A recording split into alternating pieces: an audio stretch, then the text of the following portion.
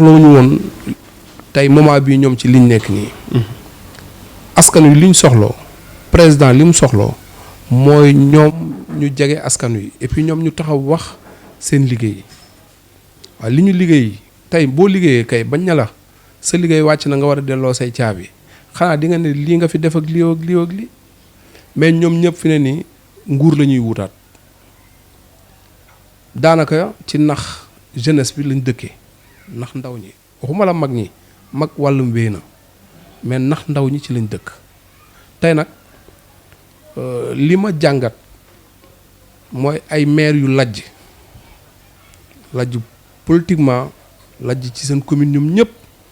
ba pare di imposer waat ci kanamu ndaw ñi bëgg ñu dolli leen te daanaka ñoom ñi imposer waat yëpp kenn du ci xale kon ñoom dañoo bëgg rek chaque jour ñoom ñooy taxaw si suñuy bët maam ndaw bu mu yeewoo ci biir dëkk yi loolu daal man laa jàngat ci tey lii am tey ci communes yi. lajj boobu ngay wax c'est au niveau national d'une manière générale wala lajj boobu da nga ko jagleel uniquement ci département bu Guédiawaye bu ñu xamee ne peut-être sur 5 communes 4 yëpp APR la ñu bokk. waaw xam nga Guédiawaye dinaa ci gërëm benn maire kese mais maire yi ci des yëpp man mënumaa gis suñu liggéey parce que mënuñoo def bilan mooy bëy di baax parce que lu mu metti ci dëkkam la dëkk lu mu metti mi ngi ci biir commune am heure boo ko soxlaa di nga ko gis mais maire yi ci des yëpp mënuñu taxaw wax li ñu liggéey xam nga la ñuy wax li état bi liggéey la ñuy jël ne ñoom ñoo ko liggéey dañu maire bu ñu la dénkee dëkk ba nga war a delloo ay caabi yaag président dëkk bi yaag président au Sénégal a yem rek da nga war a wax la nga fa def bala ngaa tàllalaat loxo di imposer sa bopp mais taxawal nga wax askan wi loo fa def léegi nag bon ni ñu ko mën a waxee ñoom ngumbaay yomb na leen parce que yor nañ tuuti xaalis yor nañ lu ñuy naxee ay mag mais mënuñoo nax ndaw ñi kër goo dugg Géejawaay bu amee paa benn la war a ñaari maire benn paa ñaari maire mënuñoo défier nag jeunesse quand même waaw man li may gën a naqarlu mooy suma commune parce que fa laa dëkk du ma kaasal commune u jàmbur mais suma commune la fa xew moom jéggi na dayoo comme maire. maanaam tey jii da nga gis ne li fi nekk maanaam ba mu fi nekkee ak léegi. dara baaxut wala. waaw xam nga maire boo xamante ni yàgg nañ koo laaj dañ koy laaj chaque jour ne ko leeralal askanu commune Ndiarème Limamoulaye lii nga liggéey ci biir commune bi ak espace boo xamante ni ñett wala ñeenti maire jaar nañ fi kenn mësu koo laal mooy forage mais forage 8 ans mënoo ko leeral tey nga dikk ne da ngay imposer waat sa bopp mag ñi nga dem di nax ay mag di def ay ngumbaay mais ñun ay ndaw lañ soxlawuñu loolu ñun ku ñu woon yoon lañu bëgg te yaakaar naa maire droit am mooy accompagner askanam surtout nag jeunesse ñun bëggoon nañ maire taxaw wax li mu def ci njàngu xale yi maire wax maam li mu def ci faj mi poste de santé bi maire wax lu mu def ci marché bi bari na loo xamante ni tey maire ci yooyu la waroon teg loxoom wax ci mais waxuñu nga taxaw tey di wax damay wax sama candidature damay déclarer tollooguñu fu ñuy waxee candidature parce que man maire gëm naa ni man maa ko ëpp mbooloo man gëm naa loolu man gëm naa ne mouvement yi ma topp association yi ma topp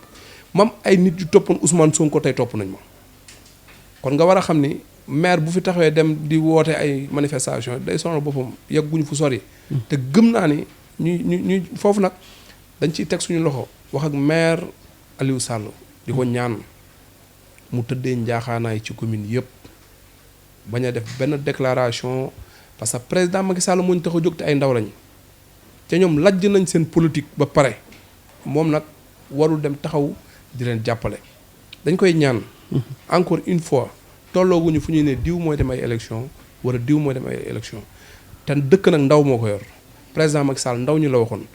moom maire nag dañuy xool moom fu mu féetee. kon tey jii lan moo tax nga mel ni kuy artu xanaa da nga njort ne peut-être da nga jàpp ne dañoo fas yéene jiitalaat Baydi Seye mu jiite pour nekk candidat fii wala lan la. mais xam nga dafa am loo xamante ni mag bu koy def ci dëkk dafa ruslu sax ci politique gu Sénégal ak fi ñu toll tey président di woote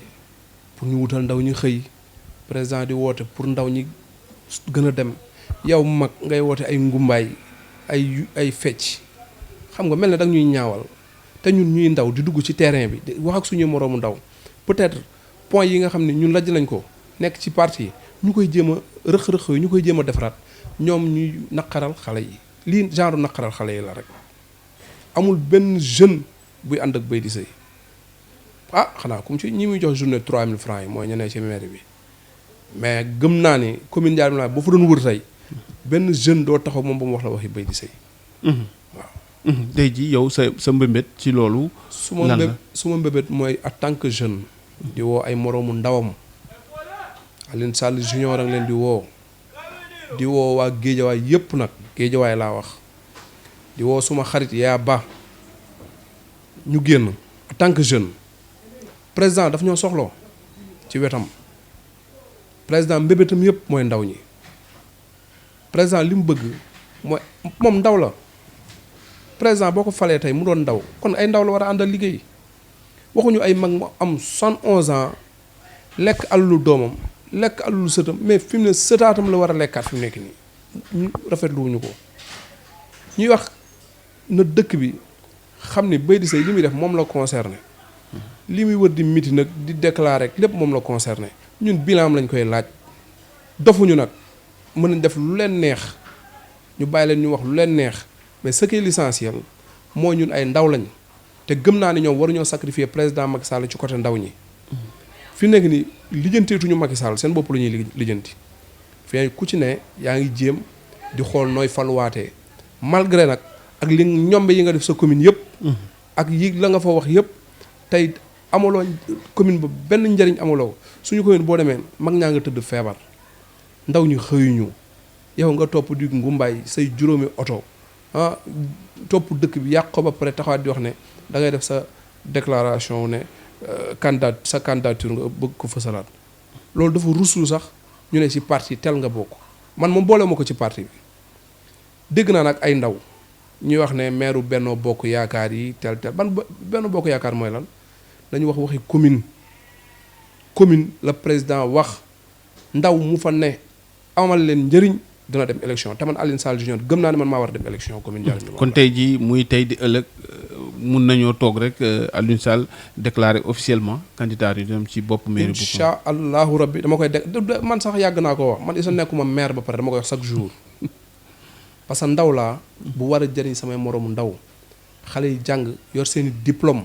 soxla ku leen jàppale soxla ku leen dimbali soxla ku leen accompagner te maire mën na loolu ñun waxuñu maire boo xam da ngay xëy di tàccoo ko fecc di woote ay ngumbaay ñun li ñu gëm mooy liggéey jàppale suñuy rakk yi di ñëw ak suñu doom yi di ñëw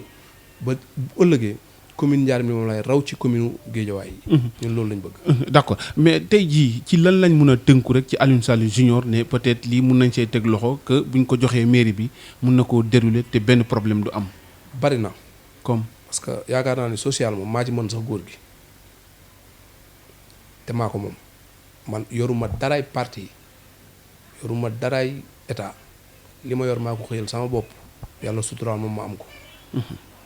am nañ vision parce que ay ndaw ñoo ñu wër. ndaw ñu wër secteur bu ne ndaw ñooñu ñu ngi fa toog pare pour liggéeyal dëkk bi ay intellectuel ñoo xam ni seeni diplôme xoolul sax Baydi Seye pare pour liggéeyal commune bi mais nag ndaw ñi ñoo war a def choix dañuy jël mag mi am 71 ans teg ko ci dëkk bi mu continuer war a ndaw ñi li ñu ko waaye man moom gëm naa ne ndaw ñi dañ ma def choix parce que moment bi ñu toll nii li may recevoir ci ay mouvement ci ay association yi nii ci femmes yi gérer seen natt yi maa ngi ciy recevoir bu baax te ñoom sax ñoo ma gën a motiver pour ma porter combat bi dem te lu ma gëm nag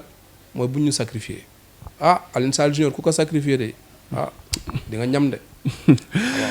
téléspectateur Alioune Sall Junior la ñuy dalal di responsable politique APR commune bu Ndiarème Limamoulaye doon waxtaanee rek tolluwaay politique ak mébitam ci élection locale yi ñu daal di jëm tey jii yaa ngi wax ci Baydi Seye ca relation ak ki nga xamante ni moo di Bougazili mii ñu jàpp ne fan yi dégg nañ ne bëgg na yootu moom itamit siège commune boobu sa relation ak moom lan la waaye itam est-ce que tey jii moom maanaam si bokk na ci jafe-jafe yi mu nekkoon est-ce que tamit kooku warees na ko mun a jox mu jiite li nga xamante ni moo di commune. ma koy nuyu de passage parce que moom sama mag la moo ma teeti ci politique moom moo ma xamaleeg président Macky Sall Bougazelli Seydina Fall xam nga ba problème yi amee ñu wax ma ko dama leen man gëw ma ne Bougazelli Seydina Fall dina dugg ci ay détails sax man gëw ma ko. parce que mënoo def benn mandat député di def waaj def ñaari mandat ñu lay wax ay waxi faux billets xam nga nag macha allah yàlla da ko may fitam moo ko yóbbul lu ne rek moo ko teg lu mu dugg tey rek loolu ko teg mais ñëpp xam nañ ni Bougazelli du dox ci fi ñàkk ful la nit ku nekk ceetu président Ablaye Wade 9 ans ay faux billets ñoo lay yëngal bu ñu waxante dëgg mais nag saytaane waxul dëgg waaye yàq na xel te man gëm naa ni ba tey amuñu preuve bu leen wóor na ne Seydina Fall mi lii lay liggéey kon yàq dara rek mu leen ci taxoon jóg mais ñun gëm nañ ni ci ñi war a taxawu Guédiawaye ci la bokk parce que moom wane na boppam depuis tey problème yi am député bi presque Guédiawaye xaw na nuuru tuuti lu leen nga fi gis ay nit ñoo xamante ni yàq parti bi rek lañ fi nekkee mais moom bi muy imposé wu dëgg taxaw te problème yi amul woon mais ñu bëri ñemew ñoo yëngut moo tax ñu ngi koy ñaanaat aussi comme suñu mag la te suñu xarit la mu dellu siwaat ci langue politique bi pexe noonu la woon rek mais ñun gëm nañ ne defu ko. waaw gëm nañ loolu. tey jii sànq yaa ngi wax wàllum ndaw ñi la Macky Sall soxna est-ce que tey jii boo fi tuddee Bougazelli tamit maanaam du waroo ak sànq ak li nga wax. waroo ça veut dire. maanaam tey jii boo nee ndaw ñi est-ce que Bougazelli tey jii dépassé wut maanaam ndaw ñooñu ngay tudd pour ñu ñëw relever défi bi fii. au niveau de Guédiawaye amagul 50 ans. Bougazelli déedéet amagul 50 ans.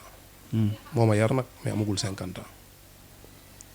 amagul 50 ans de Bougazelli bi football la mag yooyu yàggul ñun xam nañ ko bu baax ñun moo ñu yar daf ñu naan ci ngoom di ñu yóbbu muy football yi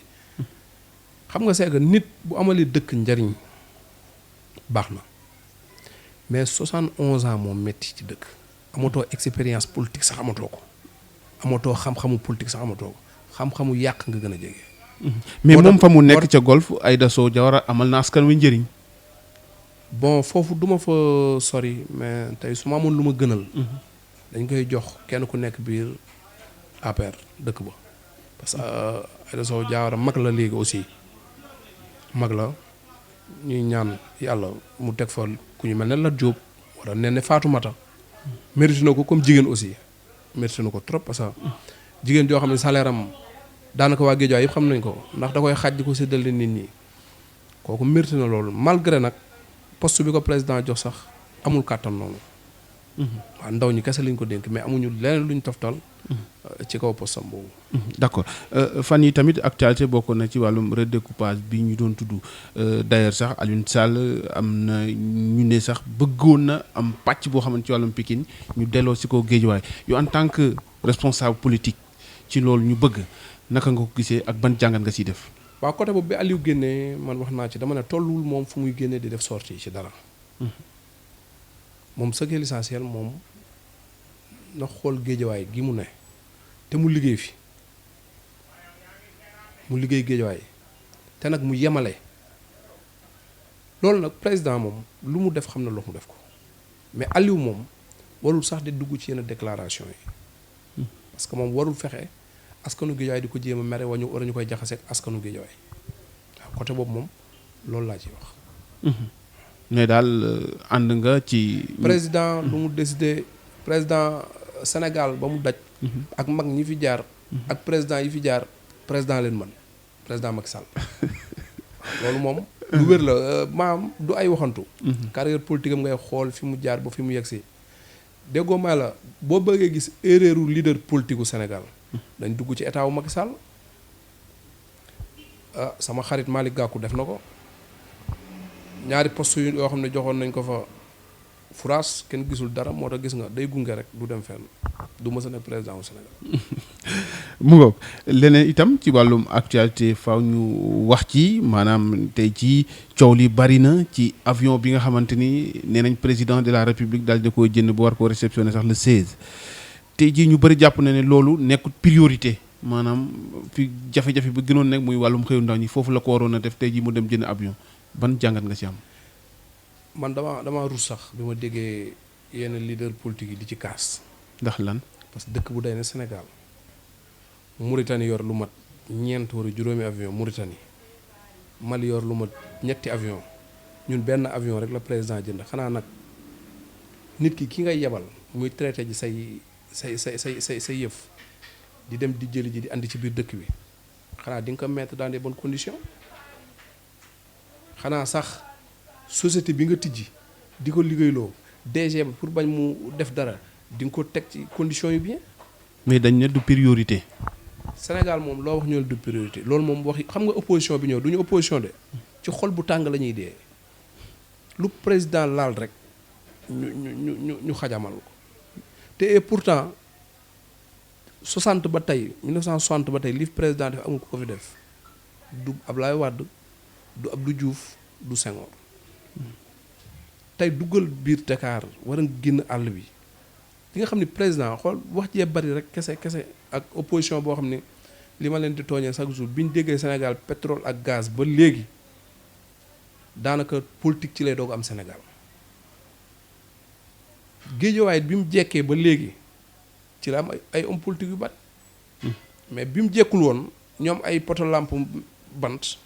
ay robinet mbedd ay école braque kenn ñemewu fee taxaw ne dama bëgg nekk maire.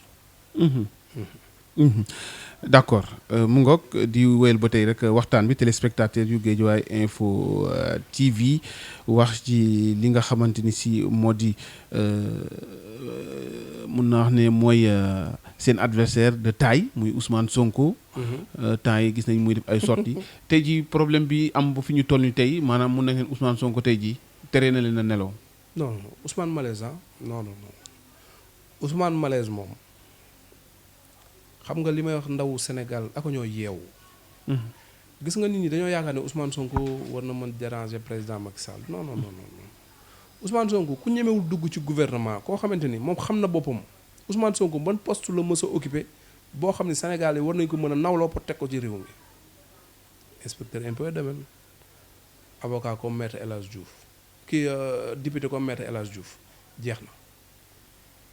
daal ñu ngi saluer vision bi nga xamante ni moom la am programme bi muy teg daal jàpp nañ ne peut-être bu ñu si lëloo mun nañoo am peut-être réew mu dox. xam nga déjà nga taxaw nga ne système bi laay xeex mooy anciens yi fi nekkoon dañoo war a dem yow yaay wëriwaat anciens yooyu pour ñu lay taxaw ban système kon lay wax moom Ousmane Sonko xam nga ñun ay Sénégal lañ. bu ñu naxante. événement yi fi jaar Covid 19 kese la du Ousmane Sonko. adduna nag wërngal këpp la daj lu daj États-Unis Sénégal la ji gën a ndaw kon pour mu yëngal ko. day que ni président Macky Sall ñi ko accompagner ñooy ay cuune dañ cee bari trop te fi mu nekk nii seeni tànk daas nañ ko daw rek a leen dese ñu ci bëri ay workat lañ ñi topp président Macky Sall parce que tey Ousmane Sonko. amul lu mu jëriñ Sénégal li mu fi wax yépp du la génneel preuve 94 milliards amul preuve livre la ko bind. Aliou Sall pétrole waxul dëgg ana courtier bu mën a lekk milliards yu day noonu ana borom dëkk ba ana ministre ya chaque jour ma waxoo yàq deru nit Ousmane Sonko daal day yàq der pour dundee pour kooku yàqu moom mu dem ba bu mujj bii mu def tey. pour nax jeunesse Sénégal mooy di créer genre malaise boobu di tëdd ci kiw jigéen moom jigéen moom macha allah. jàppoon ni daal loolu lu am la wala lu mu fent la rek. bu góor taxawoon foofu du tëdd ci kawam ci ay dëmboo la tëdd waaw. mu ngoog tey jii itam laataa ji tàbbi ci laaj yu mujj yi bëgg nañu xam tamit déggoon nañ fi dem nga ca palais présidentiel audience boobu lan moo ko wundu. audience bi ma seetoon benn ministre bu baax. muy ndaw nag ñu koy wax maam Ousmane di ministre bu woyof daanaka boo demee bureau président moo ko tiim ku président fonk nag buggul woon sax politique. mais ndaw ñi dañ ko soxal tamit mu dégg samay activité ndeysaan daanaka mu am ci man yërmande mu woo ma bi mu recevoir dafa mel ne Macky Sall moo ma recevoir parce que dafa ma dalalaat waxtaan ak man moo tax ma koy encouragé jàmbaar dëgg bu nekkee ci booru président Macky Sall dafa da nga war a génn liggéey parce que ñu mel ne yow la président soxla ci dëkk bi ñoo xam ne moom du naxaate gis nga bi ma dikkee dafa amoon audience ak ñeneen mais daf ko arrêté ci tàng-tàng bi ne kilifa gu mag laay recevoir ma ñëw dugg ñu waxtaan ñu échanger xolam sedd ci trop mu ne ma bis ni ki tey jàppal ne am nga frère bu nekk ci palais bi ñu waxtaan échanger lu yàgg. ci lan ngeen jot a waxtaan ci mbiru lan. waaw waxtaanu biir néeg nag amoon na fa waxtaanu biir néeg xëy na heure bi jotagul mais daal xam nañ ni ñun président mu ngi ñuy xool moo ko waxaat ko waa Géejawaay bu baax ñu dégg ko yéen ñii di xëccoo poste yeeg lambar yi yeeg yooyu. Alioune Sall junior président nii la koy def di ko xool. waaw parce que dañ ko liggéey. ci Géejawaay lañ ko liggéey ko commune Ndiarème Limamoulaye liggéey ko fii ci Sénégal. jërëjëf peut-être waxtu wi jeex na waaye fi ñuy jeexalee rek moo di gis nañ ne am na beneen mun naa ko wax opposant bu nekk Géejawaay di lëmbee peut-être jàpp ñu bari sax jàpp nañ moo leen tere ne la mooy Ahmed Aïdara. waa ji coow jonn gis nga nit du nax boppam Ahmed Aïdara day nax boppam. ci naka. mënul défier Aliou Sall ci ay wax kese yàq der kese Ahmed Aïdara bi mu commencé politique ak léegi benn nit rek la mës a yóbbu màkk wëral na ko dëkk bi yëpp maire bi yàlla na maire bi gudd fan man bu doon sama yàlla dama ne ko doo dem. est-ce que tamit nekkut foofu la dooleem tollagum. non sos da ko pare woon pour sosal dëkk bi te pourtant Lat Diop li mu yóbbu ci màkk kenn xamu ko at bi mu yóbbu maire bi màkk 40 personnes la Aliou yóbbu màkk. moom maanaam moom mënta yàq Aliou parce que léegi Sénégal dem nañ ba xam ne ci deru Aliou lay jëfandiku pour mën a dund gisoo ko moom lu muy wax Aliou moom pétrole ak gaz rek lay wax amul benn njëriñu àdduna Ahmed Aïdara amulul Géejawaay njëriñ ku may 5000 sax nga siiw man maa ngi koy wax jeunesse yi bu mu leen may ba ngeen jël parce que chaque jour boo waxee moo la diw laa may li ma yoroon léegi réunion moom fu mu ko fekkee xamul lu muy wax parce que du nitu dëgg fay leen portable kooku maire gestuwu ko sax man maa ko gën a dangereux fu moom maire dakaa xool Ahmed Aïdara maa ngi moom ci commune kese ñu séq ko ma waddal ko parce que Sénégal yi xam nañ ni jëw mooy métier ay journalistes ngeen na parce que dama leen respecté mais journaliste bu mel noonu moom yàlla ñu ci yàlla musal man saa yoo ma xëyee ba gis ko damay muslu ci gémmiñam googu may wax ñu wax surtout yonent bi sallallahu alayhi wa sallam yonent bi amul sët bu mel noonu damal xool njabootu Chérif at xaana Chérif al Walid damal xool leen ay nit ñu set sell du ñu jëw du ñu yàq der mais yàqatu der bu nekk surtout yonent foo ko gis. kon ak mouvement bi mu taxawal Géejawaay la bokk ak ni muy rëy yëpp yow jàpp nga ne peut-être mënut a yëngal gaañ. nañu wax ban poste de santé la juddoo biir Géejawaay ñi gis nga benn affaire ngi ni ma koy wax léegi nga dikk leader politique ne la Géejawaay ñun ay doomi Géejawaay ban sëriñ ko moom ban tarixaa ko moom ban xeeta ko moom Géejawaay yàggul di ba nit bëgg koo moom Ahmed Aïdara dafay juddoo yaa nga juddoo Gambie xaw ma laa nga bëgg ñëw fii te xaw xanaa li seen waa ji dëkk fee moo tax nga bëgg wax lu tam kan ci Aliou Sall titre foncier la Géejawaay reconnaître moom laa déggoon mag mu baax doon ko wax ñu koy suñu maam Cheikh Wade dëkk bu ne ko fa dëkk bu dul dëkk Serigne Touba moom mi nga xam ne moom titre foncier moom moo ko moom Mbàkke la sant mais dëkk yi des foo ci dem sax boo fa amee sa titre foncier fa nga dëkk Ahmed Aïdara amul kër sax Géejawaay moom Aliou Sall amul adversaire moom bu ñu waxante dëgg te dëgg neex yàlla ndax li mu liggéey Géejawaay askanu Géejawaay ñoo koy joxaat candidature mu dem yoon waaye nag maa ngi koy ñaan ci élection yi ñu jëm moom ak ay mbokkam ñu tëddee njaaxaanaay ci élection yi ñu jëm. d'accord bu dee waxtu bi jeex na aussi. ñu ngi lay jaajëfal waaw ma gërëm leen. waaw jaajëf. maa ngi gërëm suma coordinateur. Abdou Sène di gërëmaat député Seydina Fall. di ko ñaanal yàlla ba ko fi may ko fan wu gudd ak wér gu yaram di ñaanal ñoom Sada Sall coordinateur yëpp daal maa ngi leen di ñaanal di ñaan aussi ñu trouver terrain d'entente ñoom ak Aliou ñu waxtaan pour arrangement wu Géejawaay tey ñaan coordinateur yi nag di leen ñaanaat encore une fois bu ñu leen tegee ci dëkk waajuru dëkk ba ngeen waajuru ña ngeen topp ngeen bu leen yemale leen ñëpp ndax politique dafa garaaw te aussi président Macky Sall élection yi jëm ay échéances yu garaaw la ci moom waroo leen ko xañ loolu daal lañ leen di ñaan. jërëjëf mu nekkoon Alioune Sall junior responsable politique APR ci commune bu Ndiarème Limamoulaye ñoo ngi leen di jaajëfal bu baax a baax.